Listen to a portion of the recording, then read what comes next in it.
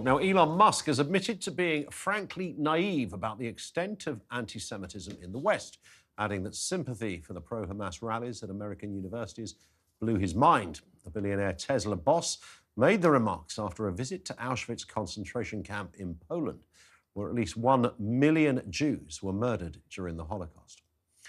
Musk has been forced to grapple with allegations that he's failed to tackle online anti-Semitism since his takeover of Twitter. The entrepreneur apologised after appearing to endorse a conspiracy theory last year that claimed Jews were stoking hatred against whites. He later said the post was the worst and dumbest he'd ever sent.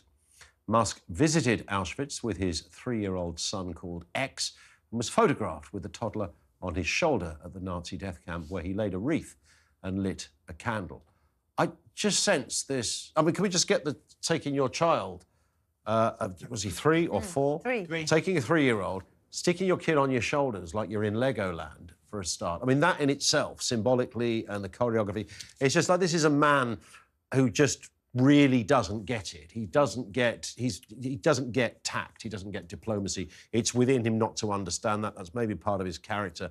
But similarly, I mean, the idea that a very intelligent businessman who's done incredibly well was not able to understand really the breadth and the depth of anti-Semitism, particularly against the backdrop of what is happening. You haven't got to read many newspapers, or, just as an example, your own Twitter feed, which he happens to own, to understand just what a seismic problem this is. So, OK, he made an error. He said sorry. That's better than not saying sorry, but I still find utterly gobsmacked. He's an idiot. He's an absolute idiot. Grade A. He can never say sorry properly and 100%. And I think taking his kid to Auschwitz was absolutely the wrong thing to do. I thought about it for a while, because you can say with a straight face, well, I'm taking my kid. What's your problem? Do you think it's inappropriate for him to see something like Auschwitz? Well, you wouldn't see, the Duchess of Cambridge. You wouldn't see her taking her 3-year-old child to Remembrance Sunday, because it's a ceremony, of solemn ceremony that has to be properly observed. And visiting Auschwitz is a ceremony. It's a solemn moment. I'm going to cut you off, Ed, because actually I completely disagree with you. It is solemn. Auschwitz is a solemn place, of course. But what is wrong with taking a 3-year-old to learn about history? You can't teach a 3-year-old about this. Taking a 3-year-old, but maybe having him on the shoulders is uncouth. It's tactless. It's awful. But if that kid was walking around holding the dad's hand and the dad's explaining some very bad things happened here, it's grossly inappropriate. I don't think it is. I don't think it is. I tell you what, when I first saw this, I thought taking your child, not reading the room, not showing respect, it seemed very, very weird. And the fact that he has made Elon Musk made these really crass comments in the past.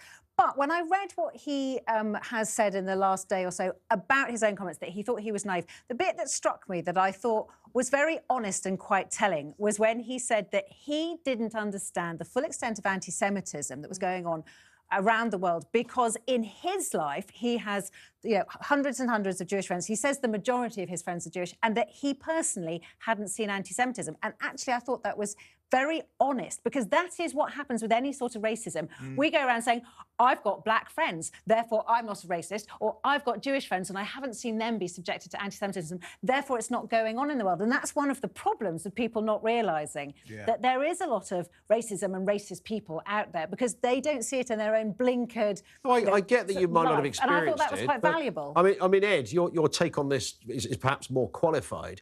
I mean, it would seem extraordinary to me that an intelligent man has got to his age without knowing that. You don't have to be Jewish to understand. First of all, I think it was wrong for him to take his kid. He knew that tweet, he said it was the dumbest thing he's ever posted. I mean, it was a vile tweet, which he reposted.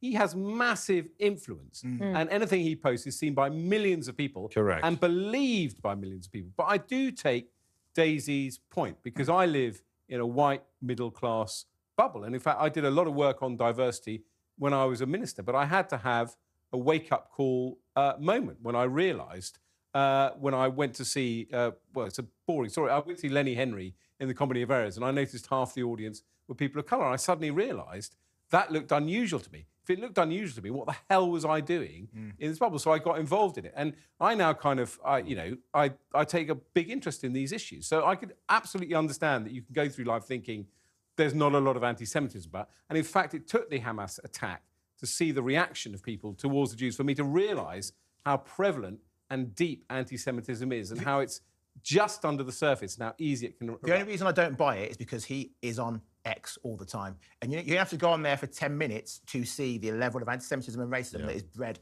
on that site. And it's gotten worse since he took over. So he can see people being racially abused and he can see people saying anti-Semitic remarks on there.